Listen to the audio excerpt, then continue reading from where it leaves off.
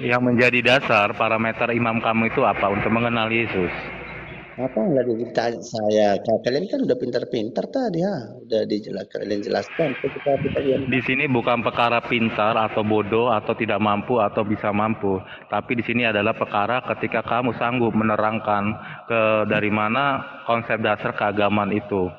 nah, Karena ruang diskusi bukan dinyatakan untuk pintar atau bodoh, tapi kemampuan untuk menarasikan secara fundamental apa yang menjadi dasar pemahaman agamanya. ngapain lagi saya terangkan kan udah kalian terangkan tadi. Kalau nggak mau Berartinya diterangkan Anda di sini ragu dalam tempat diskusi, keimanan dan Anda keluar aja. Iya, agama kau. iya nggak penting saya menjelaskan di sini. Ya udah Kan keluar aja Bang Petra Enggak kalau nggak begini. mau diskusi. Yesus aja hmm, secara fisik engkau katakan dia mati, ditangkap, dia ditangkap, disalib, digantung, bahkan dia mengalami kematian. Itu ya. kalian anggap karena untuk membela kalian. Tetapi di sini kalian dituntut untuk membela ajarannya saja kamu tidak sanggup. Nah, terus kenapa? Nah, inilah bukti konkret bahwa suatu imam akan bertabrakan dengan Bible-nya sendiri. Di sini akan terlihat mana yang mengimani Yesus sejatinya, mana yang hanya berpura-pura. Ya udah, Mana yang menjadi domba sesat di dalam kata Yesus. ya udah biar Karena aja. apa? Untuk membela satu ajaran Yesus itu saja kamu tidak mampu. Kamu Ya, dinyatakan kalah dalam pemikiranmu sendiri. ya udah biar aja gitu. Bang Theodor ini mantan Kristen loh Petra, sama seperti kamu dulu imannya. Mengimani Yesus itu adalah Tuhan, Yesus adalah firman yang menjadi manusia, Yesus itu adalah Bapa, Yesus itu ini dan itu. Itu imannya dulu. Udah kuat dia. Hmm. Mau Setelah semua. berdebat dengan pihak Muslim, Hmm. Bang Theodor ini membuka pikirannya, mengevaluasi imannya. Benar nggak iman saya nih mengimani Yesus adalah Tuhan? Oh, Itu. oh, setelah berdebat. Iya, setelah berdebat beliau membuka apa ya, mengoreksi imannya gitu. Nih Oh, iman saya mengimani Yesus sebagai Tuhan dan Juru Selamat, sebagai firman yang menjadi manusia. Ini sudah betul nggak iman saya ini? Apa iya hmm. sih? Apa layak sih Tuhan jadi manusia? Nah itu yang beliau pikirkan dulu. Ya udah nggak apa-apa. Selamat ya Theodor ya. Pasrah, pasrah. Repot ini, repot. Selamat ya. Loh, kok repot? Ini gimana sih? Kita mengaminkan kok. Kan kalau itulah salah kalian. Nanti kalau dijawab nanti kalian jawab. Enggak apa, coba salah. Karena betul juga di dalam Markus 7 nomor 7, percuma mereka beribadah kepadaku, sedangkan ajaran yang mereka ajarkan ialah perintah daripada manusia. Makanya produk dari perintah manusia ini ditunjukkan sejatinya bagaimana Petra mengungkapkan narasinya. Inilah teman-teman yang disebut dari produk manusia, manusia mengajarkan manusia. Ketika Yesus pun pernah mengatakan orang buta menuntun orang buta akan jatuh dalam lubang yang sama. Dan inilah hasil produknya. Di sini pun dia tidak sanggup bagaimana membela Kristus sesuai ajarannya. Jangankan untuk membela Kristus, ketika seandainya dia hidup dalam era Yesus, mungkin dia tidak akan sanggup membela Yesus dalam penderitaannya. Karena bisa ditunjukkan dalam ajarannya pun dia tidak sanggup untuk membelanya. Ya, Demikian, terima selamat kasih. ya Theodor ya. Bang Theodor selamat ya. Selamat dari Muslim ya. Yang perlu kamu selamatkan itu adalah cara berpikirmu dan cara kamu mengimani Yesus itu sendiri. Karena apa? Di dalam Markus pun dijelaskan Yesus mengatakan kasihlah Tuhan Allahmu dan segenap akal budimu dan segenap hatimu. Bukan dengan segenap imammu yang dia minta terlebih dahulu. Bakal kita ya. Jadi selamat ya. Jangan bertanya biblos kepada beliau. Beliau ini dulunya debater otan yang handal, bukan seperti kamu. Cuma bisa Oh, nanya, cuma bisa hujat begini dan begitu. Beliau nih tahu banyak tentang biblos. Makanya beliau pelajari biblos dengan hati yang jujur, dengan iya, cakrawala pemikiran yang terbuka, iya. membuka eh, pikirannya atau membuka hatinya untuk menerima kebenaran yang diberikan oleh Tuhan. Sehingga dengan pemikiran yang seperti itu, beliau ini dipilih dan dipulihkan di dalam imannya Yesus, di dalam Tuhannya Yesus. Amin. Selamat ya Theodoria. Theodore ya. Lakukanlah yang terbaik. Repot kalau ngadepin yang pasrah begini, repot. Host. Lu namanya Baik, kau berikan kepada Yesus, Petra. Selamat Apa yang ya. sudah terbaik kau berikan kepada Yesus, Petra? Kenapa? Apa yang Anda telah berikan yang terbaik kepada Yesus? Yang terbaik yang ku beri nggak ada, karena aku orang berdosa.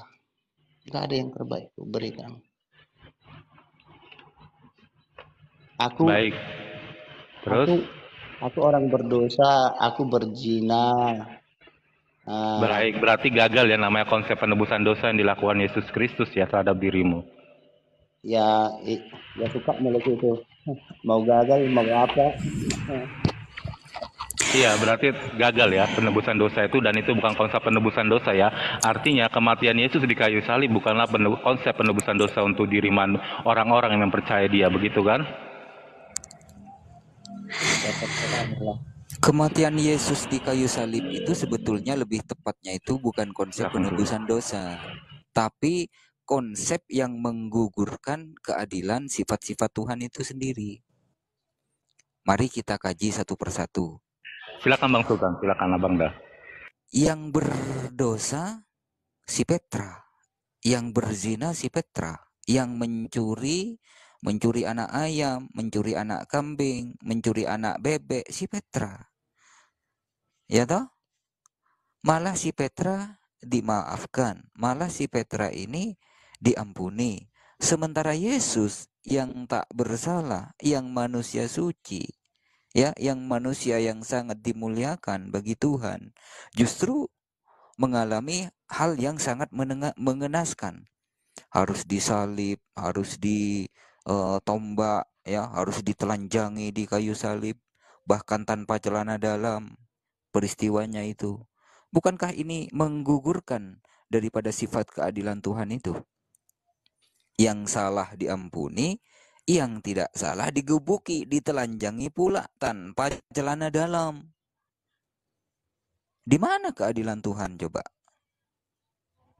Ya udah jawab aja sendiri. Lah iya, itu dia. Berarti Tuhan tak adil dong. Yang bersalah diampuni, yang tak bersalah justru digebuki, justru dihukum. Di mana keadilan Tuhan? Tuhan itu maha adil. Tuhan itu maha pengampun, maha pengasih, maha penyayang, maha penerima taubat. Itulah Tuhan yang betul. Siapa yang bersalah, dia yang harus bertaubat, dia yang harus minta ampun kepada Tuhan. Jangan menumbalkan orang lain untuk menghapus dosa-dosanya. Itulah Tuhan yang betul. Selamat pagi Indonesia. Selamat malam, sore. Bang. Apa kabar? Selamat malam. Denny. Good morning, Bang Denny Satu from pagi, siang, Belanda. sama malam ya. Ya. Sore juga ada.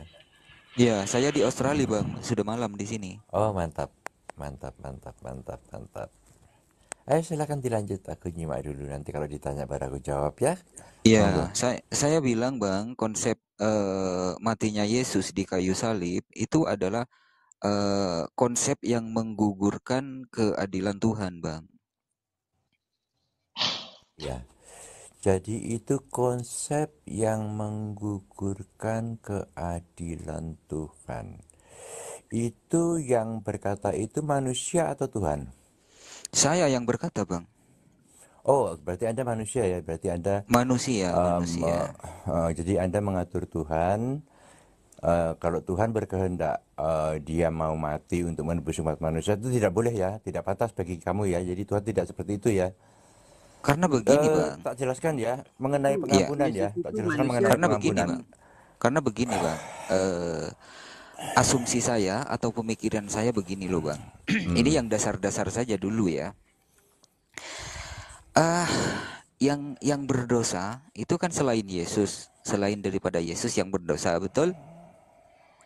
Yesus tidak berdosa sama sekali. Ya, betul. Iya, artinya yang berdosa selain daripada Yesus, katakanlah umatnya, kan begitu? Umatnya yang percaya, betul kan?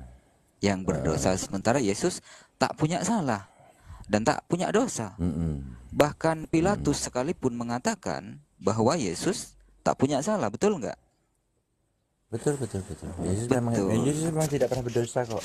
Dia tidak pernah Iya, berdosa selama. iya. Kenapa untuk mengampuni manusia-manusia yang berdosa, si Tuhan ini malah mengakhiri hidup orang yang tidak bersalah, yang tidak berdosa? Bukankah ini konsep yang tidak adil, Bang? Udah?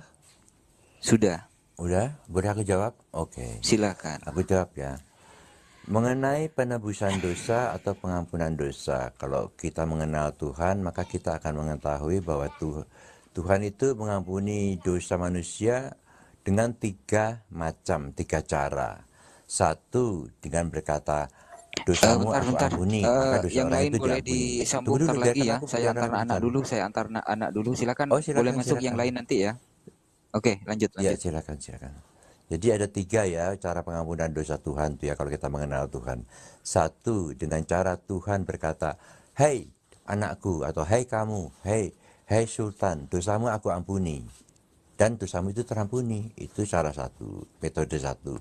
Metode dua, cara Tuhan mengampuni dosa, itu dengan cara kita memberikan korban bakaran, yaitu memotong domba atau sapi yang sempurna. Dibakar, itu untuk pengampunan dosa bagi individu atau grup atau negara. Tetapi Tuhan, metode yang ketiga dari Tuhan yang kita ketahui sebagai orang Kristen, itu dengan cara mengorbankan putranya yang tunggal itu yang tidak berdosa itu. Itu memang kehendak Tuhan, kita tidak bisa apa-apa. Kalau Tuhan berkehendak seperti itu, kita harus manut saja. Karena Tuhan memang, sebagai contoh, pengampunan dosa yang kedua yaitu pengorbanan kambing atau sapi ya domba yang sempurna itu untuk mengampuni dosa untuk individu atau sekelompok orang atau negara. Tetapi yang Tuhan mau, Tuhan kehendaki, bukan kita kehendaki, tapi Tuhan kehendaki adalah mengorbankan anaknya yang tidak berdosa itu untuk mengampuni dosa seluruh umat manusia sedunia yang mau percaya kepadanya. Jadi tiga metode itu Tuhan pakai. Nah sekarang kita sebagai manusia kita sebenarnya harus cuma nurut aja sama Tuhan mau. Kalau Tuhan itulah yang Tuhan kehendaki, jangan kita katakan oh Tuhan tidak adil, oh Tuhan begini, oh Tuhan begitu. Jangan begitu karena itu adalah kehendak Tuhan. Demikian, monggo dilanjut. Ya, Pak Denny, aku mau bertanya satu pertanyaan. Di mana Yesus menyatakan bahwa dirinya adalah penebusan dosa di kayu salib? Di mana datanya? Tidak ada, terus terang aku jawab tidak ada, tetapi Alkitab ada yang mengatakan seperti itu. Di Alkitab tercatat bahwa Yesus itu mati untuk menebus dosa, ada. Tetapi kalau perkataan Yesus sendiri, terus terang memang tidak ada. Tetapi harus kita ketahui apa yang tertulis di Alkitab. Jadi semua yang tertulis di Alkitab itu semuanya diilhamkan oleh Tuhan. Mau itu yang bicara Tuhan Yesus, mau itu yang bicara Paulus atau Petrus atau Lukas atau Yohanes, itu tetap saja mereka itu menulis dan mengatakan hal tersebut itu diilhami oleh Tuhan itu sendiri. Itu pedoman orang Kristen seperti itu. Monggo, silakan dilanjut. Izin bertanya Pak Denny boleh? Monggo. Saya mau tanya gini Pak. Ketika Bapak berbicara Bible itu sendiri tadi, Bapak mengatakan itu adalah rujukan umat Kristen, betul ya? Ya, 100%. Oke, sebelum kita lari ke sana, kalau menurut Bapak, apa sih landasan atau dasar Bible itu atau kitab suci itu layak disebut sebagai kitab suci? Karena kitab suci itu layak disebut oleh kitab suci, pertama-tama nomor satu, ada tertulis di dalam Alkitab itu sendiri bahwa semua yang tertulis di dalam Alkitab itu diilhami oleh Tuhan itu sendiri. Itu pertama. Oke, Kedua, poin pertama diilhami ya. Iya, diilhami oleh Tuhan. Jadi, jadi segalanya yang tertulis di Alkitab, apakah itu kejadian, ataukah itu peristiwa, ataukah itu sejarah, ataukah itu perintah, ataukah itu apa kejadian. Jadi itu semua diilhami oleh Tuhan agar itu tertulis di dalam Alkitab seperti itu. Dan Oke. itu semua diilhami oleh Tuhan. Ya. Nah, ketika kita berbicara layak enggak kitab suci disebut kitab suci, ketika dia berbeda dari satu dengan yang lain, apakah masih layak disebut dengan kitab suci, Pak? Tergantung yang ayatnya seperti apa, yang berbeda itu seperti apa. Coba tolong Kak tunjukkan ayat-ayatnya Oke, kepada saya Tuhan. kita coba tes satu aja dulu ya. Ya. Bang Marsal, on ya Bang. Gini, Iya, siap. kalau di Matius, Pak, Matius 2, 1 sampai ayat 8 itu ya dalilnya, Yesus itu dilahirkan pada zaman Herodes, betul? Nanti bisa dibuka, coba dibukakan Bang Marsal. Jadi Yesus ini lahir di Matius 2 ayat 1 sampai 8. Saya tidak mau potong ayatnya, nanti bisa dibaca, itu runutannya ada. Matius 2 ya? Iya, Matius 2 ayat 1 sampai 8. Coba dibukakan Bang Marsal. Baik. Jadi ada beberapa poin tadi yang menurut Pak Denny, bagaimana sih Bible itu, kitab suci itu layak disebut kitab suci ya. Saya runut dulu di kelahiran Yesus ya. Nah, Matius 2, 1 sampai 8 bahwa diterangkan di situ Yesus lahir di zaman Herodes. Nah, tetapi ketika kita merujuk ke Lukas 2 ayat 1 sampai 20, justru Yesus dijelaskan di situ lahir pada zaman Kaisar Agustus. Ketika sensus penduduk di Yudea. Nah, setahu saya zaman Herodes dan zaman Kaisar Agustus itu berbeda, Pak, zamannya. Kok bisa ada dua orang, Matius dan Lukas, menjelaskan peristiwa terjadinya kelahiran Yesus itu kok berbeda? Yang satu mengatakan di zaman Herodes, yang satu menyatakan Yesus ini lahir di zaman Kaisar Agustus ini. Ini sudah beda jauh ini. Kalau itu aku mesti pelajari dulu sebentar ya. Oke, coba dibesarkan dulu host, boleh Bang Marsal, supaya kita tidak artinya saya tidak asumsi dengan itu. Host. Nanti aku pelajari. Ini. Soalnya aku ini masih di tempat tidur. Oke, baik. Tapi ini kan bisa dibesarkan, bisa dibaca. Silakan dibacakan atau siapa yang bacakan Bang Marsal atau kita terserah. Gini aku tulis namamu, terus nanti mana bolpennya? Aku tulis namamu, terus ayatnya, nanti kalau kita ketemu kita bahas lagi nanti. Boleh. Ini ya, tapi saya boleh saya bacakan sedikit ya, Pak ya. Ini ada kan ditampilkan saudara saya. Nah ini. Sesudah Yesus dilahirkan di Bethlehem di tanah Yudea, ya, pada zaman Raja Herodes. Kita ambil poin intinya ya. Pada zaman Herodes. Coba dibukakan Bang Marsal Lukas 2 1 sampai 20.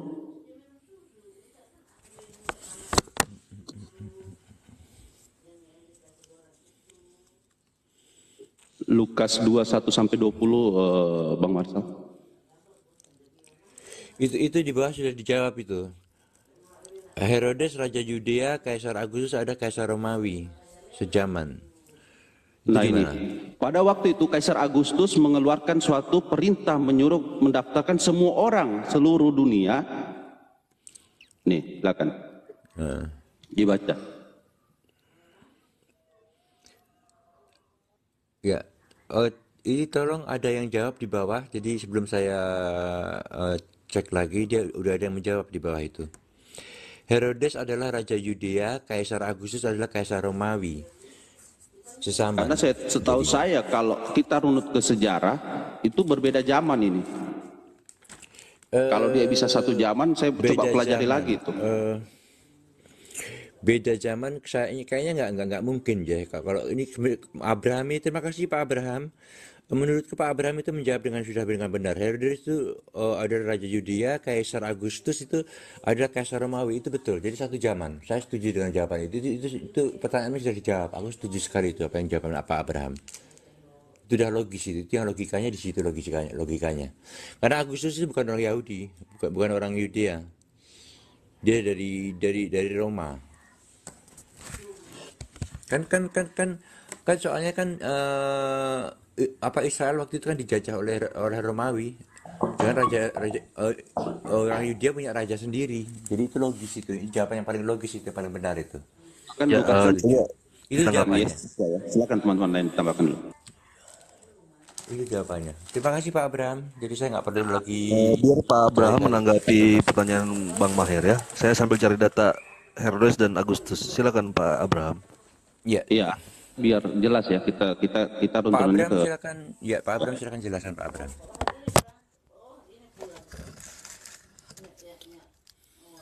Kalau menurut saya itu betul itu Pak Abraham itu. Halo Pak Abraham. Oh itu Pak Abraham ada di atas juga.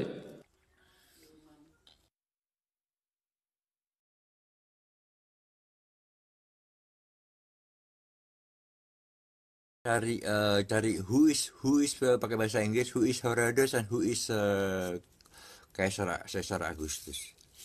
Kalau kamu cari who is nanti kamu tahu nanti satu persatu dicari perorangan.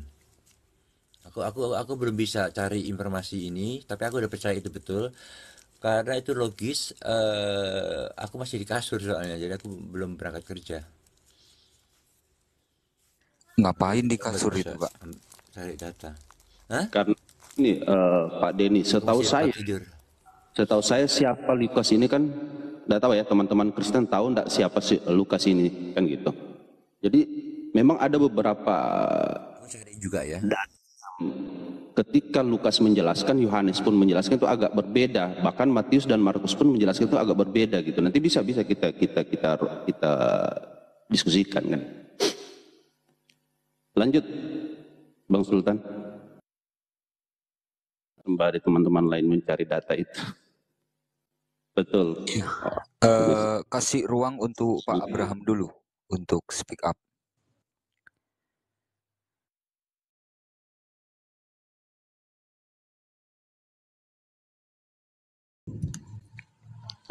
Kita sambil buka. Lukas berapa? Oh, yang perbedaan tadi ya. Jadi Lukas kalau Matius 21 sampai 8 itu Yesus dilahirkan zaman Herodes. Kalau di Lukas 21 ayat 1 sampai 20 pada zaman Kaisar Agustus ketika dilakukan sensus penduduk di Yudea. Jadi kalau menurut Lukas kelahiran Yesus itu pada zaman Kaisar Agustus. Agustus sama Herodes Ini itu duluan berbeda mana? zaman ini. Duluan mana? Apa? Agustus. Kalau setahu saya, kalau ndak salah ya, kalau ndak salah saya ini, kalau ndak salah itu duluan Herodes kalau ndak salah. Kalau ndak salah ya, lupa juga saya, cuma pernah dulu ini. Beda satu ini ya, satu kepemimpinan ya. Wah. Iya, itu dia. Kalau Beda zaman, hari, agak beda zaman ini. Kalau beda hari atau beda tanggal mungkinlah mendapatkan berita-berita yang mungkin selisih dikit seperti penyaliban misalnya ya. Jam Betul. 9 disalib, jam 12 Nah, itu belum juga kan disalib. berbeda. Oke lah kan gitu. Tapi ini kan beda penguasa ini masalahnya. Pak Abraham mungkin lagi cari datanya juga itu, dibantu Pak Denny. Silakan Pak Denny. Satu penguasa Yudea, satu penguasa Romawi. Jadi logis kok, waktu itu Yudea dijajah sama Romawi, jadi ada dua penguasa, tapi penguasa Romawi pada saat itu di atas daripada penguasa Yudea. 2773 sampai 4 SM, 27 sampai 14.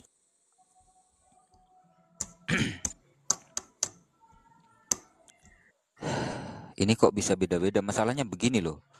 Yesus ini adalah tokoh sentral ya di dalam kekristenan. Ada yang mengatakan Yesus ini utusan, Yesus ini Trinitas, satu di antara yang tiga. Ada yang mengatakan Yesus ini adalah Bapa itu sendiri gitu. Tapi kalau sejarahnya sudah bertolak belakang seperti itu, kayaknya ini mencurigakan, ini perlu digali, ini perlu dikupas ini. Herodes 45 Masehi, Kaisar Herodes 4 sebelum Masehi, Kaisar Agustus 7 Masehi. Nah, ini 11 abad ini. Antara 4 sebelum Masehi dengan 7 Masehi. Itu tahun bukan abad. Yang benar Nah, Halo. yang Masehi atau yang 7 Masehi? Itu Host, tahun host 4 izin sebelum turunkan Masehi. saya, naikkan saudara saya, abang saya, Itu Pak bedanya Unggul. 3 tahun. Itu bedanya 3 tahun antara Herodes dengan Kaisar Agustus. Agustus. Itu bedanya 3 tahun. Betul. Ketika Nah, karena saya pernah membahas ini sama Oh, nggak Rudy bisa, masih Yohanes. kerja. Rudy Yohanes pun tidak bisa menjawab juga. Malah dia berkata, ya boleh jadi yang sang penulis itu lupa katanya. Jadi tidak saya pernah bisa. diskusikan juga dengan Sebelum pendeta ini, pendeta juga bingung loh. Justru pendeta juga bingung gitu. Karena dia tahu memang zaman Kaisar Agustus dan zaman Herodes itu berbeda. Betul kata saudara saya Pak Mualaf Musa, itu betul itu. beda Iya. zaman. Makanya Beda saya kaget kalau ada yang bilang tadi sama gitu. Nah, jadi ada juga orang Kristen yang mengatakan termasuk Yusuf Manubulu kalau tidak salah saya dahulu ya, Akhi Alayubi ya. Dahulu pernah terjadi ketika saya Salah orang pertanyakan. Anda, Bang. Salah Oh orang. iya, Iya. salah orang. Oke. Nah, itu pernah ditanya. Saya tanya perihal masalah keselamatan, tentang bagaimana Jesus itu memberikan keselamatan. Tapi pendeta Yusuf Manubulu itu malah menjawab dengan kalender, yang dimana kalender itu dimulai dari data lahirnya Jesus alaihissalam, yang dimana tahun 1 dan tanggal 1 Yesus itu dilahirkan dan itulah dimulai. Itu bukti tanda bahwasanya kekuasaan Tuhan. Bukti tanda kekuasaan Tuhan itu ditandai dengan seluruh dunia memakai kalender Masehi katanya. Jadi nyambung pun terus tidak terang itu Hmm. itu terus terang aku terus terang tentang sejarah aku kurang begitu pakar, jadi karena aku serahkan kepada Pak Abraham. Kalau untuk hukum-hukum di Alkitab itu aku bisa menjelaskan, tapi untuk sejarah saya kurang begitu. Jadi monggo dilanjut yang lebih mengetahui tentang sejarah. Baik, Pak Abraham. Halo. Pak Abraham. Ya. Ya. Jadi itu Bagaimana yang Pak sebelum Abraham? Masehi dan sesudah Masehi itu bukan abad, itu tahun. Iya, Tahun tahun. keempat, tahun Oke, ketiga, oke. tahun pertama, Iya, iya, iya, dua, iya. satu, satu, dua, itu tahun. Jadi bukan 11 abad. Iya, bukan Enggak abad ya. begitu. Iya, oke, oke. Abad. Jadi Oke, seperti di saya salah baca ya. raja-raja, Mohon maaf ya, contoh Pak ya. di kitab-kitab di raja-raja, misalnya Raja Yehuda di tahun pemerintahan Raja Israel itu sesaman, hanya tahunnya bisa beda begini. Misalnya contoh ini Kaisar Agustus, dia memerintah di tahun Masehi, sebelum Masehi sampai 14 Masehi. Herodes itu ada di antara tahun itu 4 sampai sekian, 4 sebelum Masehi itu di antara tahun itu. Jadi itu hidup sesaman, hanya beda tempat. Kaisar Agustus di Roma, baru Herodes di Yudea, itu beda tempat, tapi sesaman. Tahun pemerintahan itu sesaman.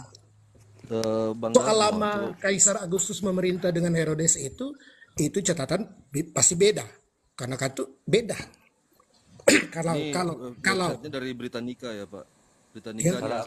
Kalau aku lihat itu siapa si Agustus itu dari tahun 63 sebelum Masehi sampai 14. Nah, beda 10 tahun Herodes 73 Herodes 73 sampai 4, Dia dari Agustus sebelum 63 Masehi, sampai 14. sebelum Masehi sampai sesudah Masehi itu Kaisar Agustus, itu di Roma. Enggak, ini 63 kan mana itu? 63 sebelum Masehi. 63 sebelum Masehi. Sampai sesudah Masehi. Yang jelas. Nanti biar kita bisa Iya. Itu sumber data dari mana? Itu valid nggak itu sumber itu? Ini Britannica. Mantap kali Mak Nyos, Mak Jang. Valid itu Mak Jang, valid. Dia dari mana? Agustus? Sesudah Masehi kan? Agustus 23. Lahir 63 sebelum Masehi. Mati. Mati Agustus. Ini matinya. Jadi di antara, itu kan di antara. 14 Jadi sebelum Herodes di Masehi. antara pemerintahan Agustus. Kaisar Agustus. Kita lihat dari Sementara tahun-tahunnya itu masih sejaman itu. ya Ini kita lihat di sejaman. sini. Ini Ya, kita hanya lihat beda Herodesnya. beda tempat. Yang satu di Roma, yang satu di Yudea. Jadi tidak salah. Itu tidak salah. Mencatat Injil kan tidak sah sejarahnya. Mencatat Injil kan tidak sah sejarahnya. Sore. Oh, Selamat sore, Pak Semi. Iya, selamat sore Bang. Baik, mungkin saya bisa sedikit menambahkan tentang apa yang dijelaskan oleh Bapak Abraham. Ketika tadi saya dengar bahwa saya juga tidak hitung, namun saya lihat di situ. Jadi mungkin perbedaannya mungkin 3 atau 4 tahun. Kalau mau dilihat itu, makanya kita bisa lihat juga di Matius 3 itu perintah untuk membunuh anak-anak oleh Herodes itu. Herodes memerintahkan untuk membunuh anak-anak yang umur 2 tahun ke atas. Umur 2 tahun ke atas. Ada di Matius 2 ayat 16.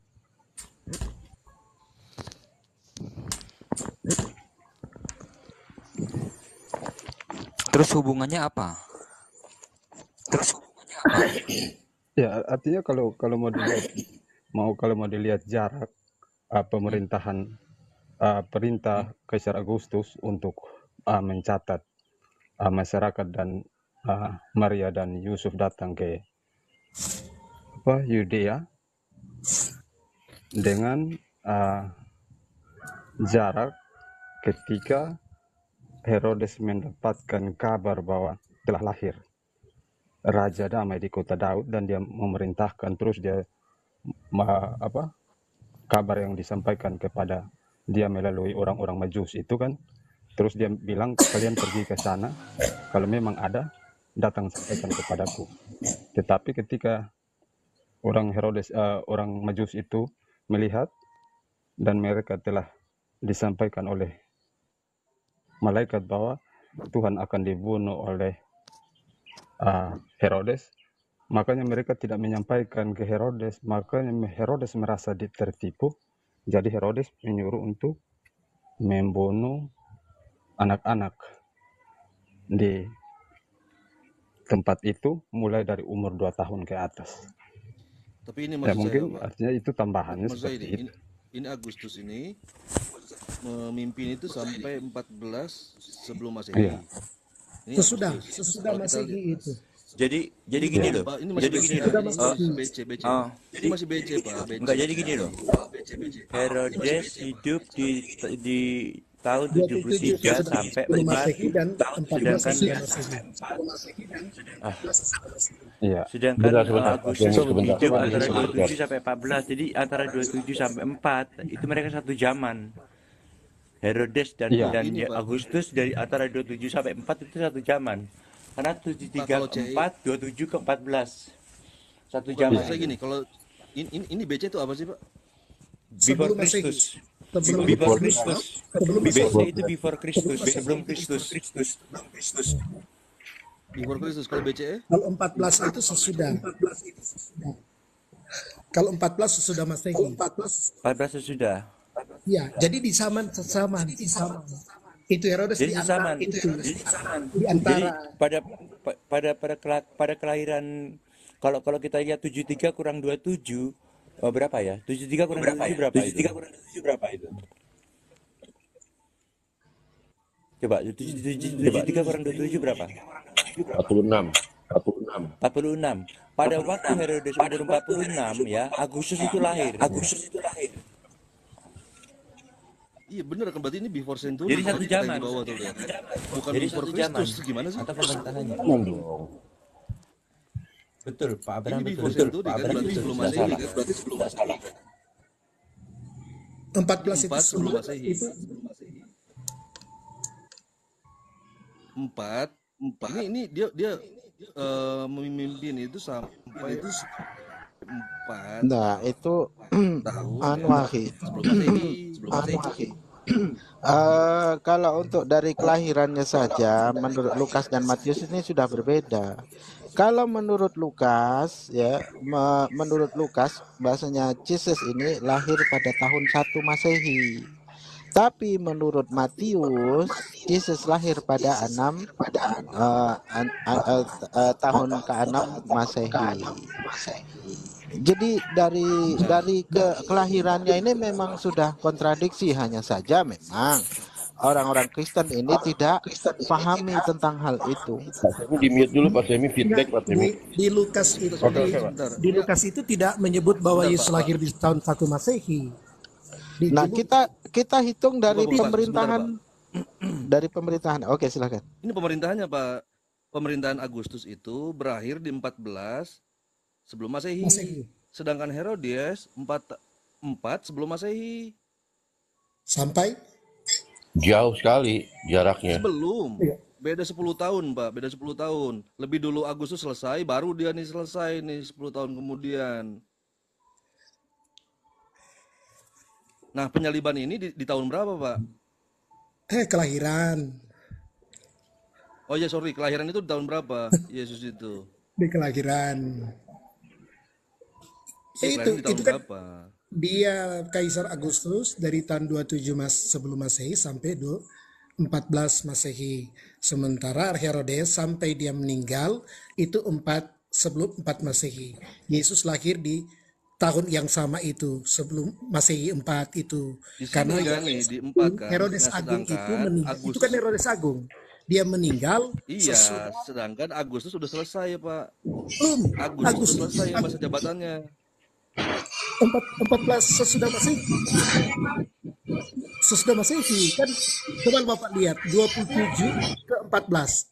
Itu tahun Masehi itu kan mulai dari 1. Sementara ke 27 itu mundur 21, 26, 25 sampai 1 baru ulang lagi tahun 1 Masehi. Jadi tahun sebelum Masehi itu mundur sampai tahun 0. Dari 0 itu juga kan 1, 2 sampai 14. Jadi antara itu, Pak. 27 sebelum Masehi sampai 14 sesudah Masehi. Mana sih? Coba. Herodes begini, kalau itu dikaji itu tidak akan sampai kawan-kawan Kristen, karena dari Lukas saja, Lukas itu menuliskan juga berbeda.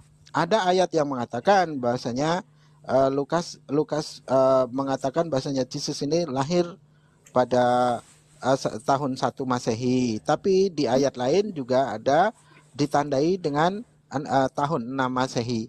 Jadi di sini saja Lukas versus Lukas ini malah. Lukas itu bertentangan dengan anunya sendiri. Jadi kembali ke Herodes dan Agustus. Jadi di Artinya antara kalau kita mau paksakan Pak Abraham itu sebenarnya tidak bisa dipaksakan gitu. 27 sampai tahun 4 di Lukas itu 2 mereka ayat 1 satu zaman. tidak menyebutkan tahun 1 Masehi. Tidak menyebutkan. Ya, coba diurutkan. Pertama siapa? Dia lahir pada kepemimpinan siapa? Masa kepemimpinan siapa? Itu. Yang mana? Yang kalau Herodes Agung itu kan di Yudea. Raja di Yudea. Ya. Baru Kaisar Agustus kan itu di Roma. Kaisar di Roma. Ini kan Herodes ini kan bonekanya Romawi. Raja-raja yang bonekanya Romawi. Tidak mungkin Herodes diangkat sementara Kaisar Agustus sudah meninggal. Tidak mungkin. Kan tidak mungkin juga Herodes ada, Agustus belum ada. Tidak mungkin. Makanya 27 sebelum Masehi sampai 14 Masehi, Herodes ada di antara itu tahunnya. Dia meninggal tahun 4 Masehi karena Yesus Yesus lahir tahun 4. Kemudian sesudah Herodes Agung meninggal, Yesus dan Maria diperintahkan datang kembali ke Israel karena yang membunuhnya sudah meninggal. Nah, itu makanya dari situ makanya sementara kelahiran Yesus ini menurut Matius itu lahir pada zaman Herodes. Nah, sementara Herodes dengan Agustus ini jarak kepemimpinannya ketika dia menjadi seorang kaisar itu jaraknya 3 tahun lamanya. Baru setelah satu zaman dibilang kok dari tahun ya 27 sampai satu zaman dari tahun 27 ya sampai tahun 4 itu satu zaman. ya oke lah, satu zaman betul. Oke, satu Tapi zaman lah. selisihnya ini 3 tahun, satu zaman betul. Betul kalau dikata satu zaman Oh, betul. Tapi kapan Yesus ini dilahirkan, pada zaman Kaisar Agustus sudah jadi kaisar kah, atau pada zaman Herodes sudah jadi kaisar gitu. Jadi apa namanya, raja. Jadi di sini kan Iya, kalau sudah. satu zaman Jadi, ya benar juga sih kalau satu Saya- zaman, tapi satu zaman. Satu zaman. Oke, satu zaman. Kaisar Agustus tahun 27 sebelum Waalaikumsalam Masehi. warahmatullahi wabarakatuh. Akhirnya Ustaz Tunggul. Oke, lanjut. Iya. Saya jadi mau ketawa Izin gelis dah. sedikit aja ya. Aku Silakan. buat saudara-saudaraku yang muslim yang sedang mempelajari kristologi. Jadi itu 2 zaman, Kristologi. Matius versus Lukas. Ya. Pertama patokannya, mereka kan tidak menyebut tahunnya, baik sebelum Masehi, 0 ataupun sesudah Masehi. Tetapi para sarjana Kristen, Christian scholars, itu mereka memang sudah mengetahui bahwasanya kalau ditarik dari Herodes menurut Matius, maka Herodes itu yang terdekat. Tadi kan udah dibuka tuh sama salah satu teman kita datanya kan, bahwasanya dia meninggal di 4 sebelum Masehi. Karena kalau diambil di tengah-tengahnya, masa mudanya makin jauh. Yang terdekat itu artinya 4 sebelum Masehi. Lalu Kaisar Agustus untuk menyelenggarakan sensus itu di tahun 7 Masehi. Jadi selisihnya minus 4 tambah 7 kan 3, 2, 1 ya, katakan 3, antara 10 sampai 11 tahun tuh selisihnya. Kalau teman-teman pelajari lagi, kenapa harus ada cerita yang berbeda ini? Karena antara Matius dan Lukas itu juga berkontradiksi. Satu bilang tidak pergi ke Mesir, yang satunya lagi bilang pergi ke Mesir. Matius ya, itu untuk mencocokkan dengan nubuatan dari Mesir, kupanggil anakku. Padahal kalau di dalam perjanjian lama yang dimaksud adalah Bani Israel dipanggil oleh Yud-Heh-Vav-Heh. Itu sebenarnya sejarahnya seperti itu. Sorry aku sambil kerja nih, cuman gregetan juga ya. Tapi aku ada data ini bukunya ya, sebentar saya buka dulu. Maaf juga tadi pertanyaan ini saya lempar ke Pak Denny. Sebenarnya saya punya data itu Pak Denny, cuman saya lagi di luar juga, jadi saya tidak bisa tampilkan. Tetapi memang perbedaan itu berbeda Pak. Ketika Matius 2 tadi 1 sampai 8 menjelaskan tentang kelahiran Yesus itu di zaman Herodes, dengan Lukas 21-20 itu pada zaman Kaisar Agustus. Memang itu berbeda dan itu ada data valid yang kami lihat gitu, perbedaan tentang kelahiran Yesus itu sendiri gitu. Nah, artinya kan tadi saya kan poinnya kan begini, ketika kita berbicara kitab suci itu layak sebagai disebut kitab suci, landasannya apa, kan tadi Pak Denny sendiri yang bilang sendiri kan, artinya dari sini saja baru satu poin ini sudah berbeda gitu. Nah, kalau kita merujuk ke poin kedua, sebenarnya ada 3 poin yang saya mau bawa, tapi ini saja dulu kita tuntaskan gitu.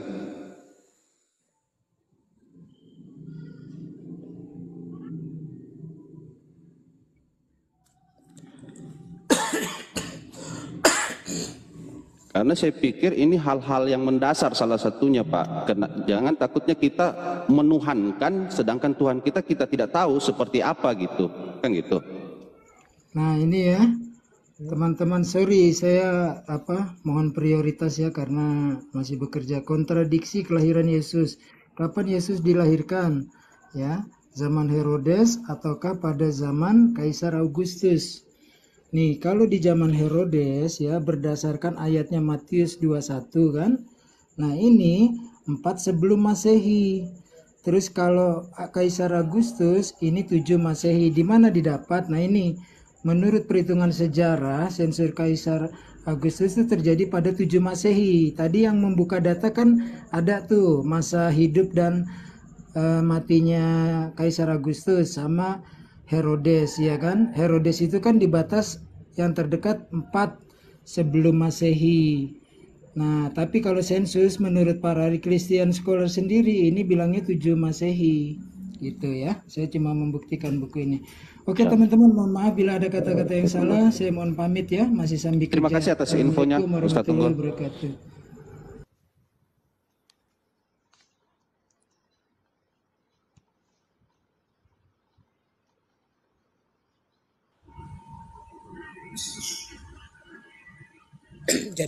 Jadi itu sensus, perintah sensus Kaisar Agustus itu kan perintah dari sebelum Masehi. Nah, di perintah itu nanti terus terlibat di yang di sini disebutkan Quirinius itu pada 54 Masehi, sebelum Masehi. Gini, Itu perintah itu tiba di Syria di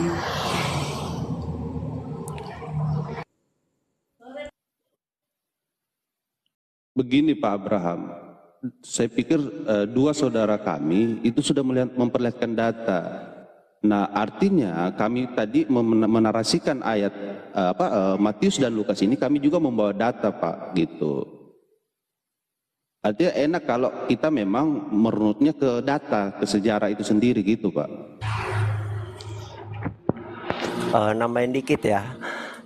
Jadi ketika Quirinius itu menjadi wali atau menjadi gubernur Syria saat dia diperintahkan untuk melakukan sensus, itu terjadi pada masa etnarknya itu bukan Herodes Agung, tapi anaknya Herodes Agung, yaitu Herodes Archelaus. Jadi Herodes Agung itu kan punya 3 anak, Herodes Archelaus, Herodes Antipas, dan Herodes Philippus. Jadi memang ada perbedaan di situ. Karena kalau kita lihat buka data sejarah, Quirinius menjadi wali negeri Syria itu pada saat etnark Samaria, Yudea, dan Idumea itu dibawa kepemimpinan Herodes Archelaus, bukan lagi Herodes Agung. Jadi fix itu memang berbeda itu dari catatan sejarah antara apa yang dikatakan Matius dan Lukas. Lanjut. Oke. Nah, saya Pak Abraham mental ya.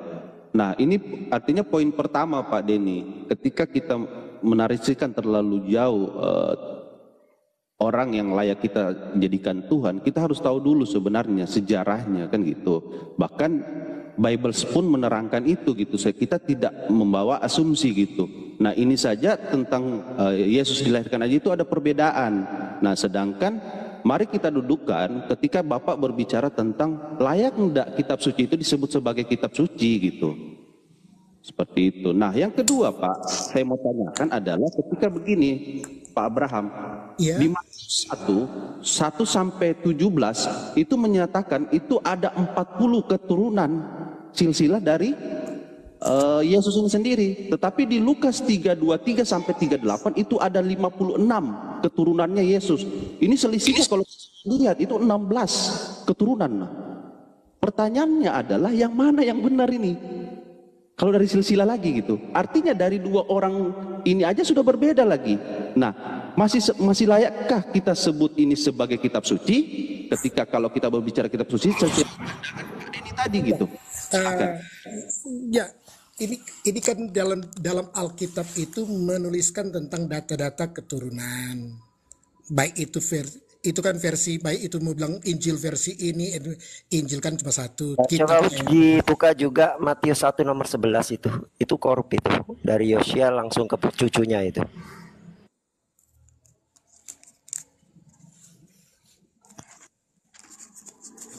Assalamualaikum semua. Halo, assalamualaikum. Ya, ada yang mau disampaikan atau mau ditanyakan, Pangeran? Gini, di dalam Bible kan katanya Yesus ikut politik. Jadi waktu dia ditangkap itu karena dia ikut politik. Ada nggak data-data yang mengatakan kalau Yesus itu ikut politik? Bentar, Pangeran. Kita masih dalam konteks ini. Maksud saya ada yang mau ditanyakan atau mau disampaikan yang masih berkaitan dengan konteks tadi. Jangan loncat dulu. Jangan biasakan banyak tema, Bang.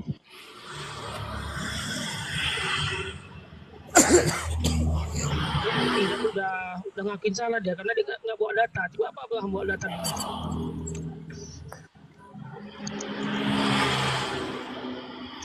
Matius 1 ya, Ben Abraham. Iya, Matius 1 nomor 11.